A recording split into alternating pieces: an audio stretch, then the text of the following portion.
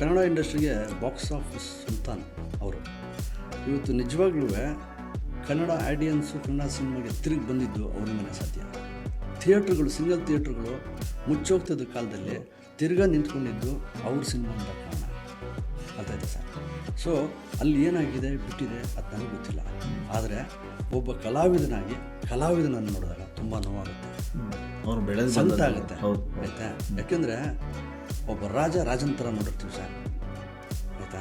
ಆಮೇಲೆ ನನ್ನ ಜೊತೆ ಇದ್ದವರು ನೋವಾಗುತ್ತೆ ಅವೆಲ್ಲ. ಆಮೇಲೆ ಕನ್ನಡ ಇಂಡಸ್ಟ್ರಿ ಈ ಜನಗಳು ಬರದೇ ಇರೋ ಟೈಮೆಲ್ಲ ಜನ ಕರೆಸಿರೋಂತಕ್ಕಂಥ ವ್ಯಕ್ತಿಯವರು, ಆಯಿತಾ? ಅವ್ರ ಪರ್ಸ್ನಲ್ ನನಗೆ ಬೇಡ ಸರ್, ಆದರೆ ಒಬ್ಬ ಕಲಾವಿದ ನನಗೆ ಬೇಕು ಸರ್. ನಾನೊಬ್ಬ ಕಲಾವಿದ ಬೇಕು ಸರ್. ದರ್ಶನ್ ಜೊತೆಗೆ ಸಿನಿಮಾಗಳು ಮಾಡಿದ್ದೀನಿ ಸರ್.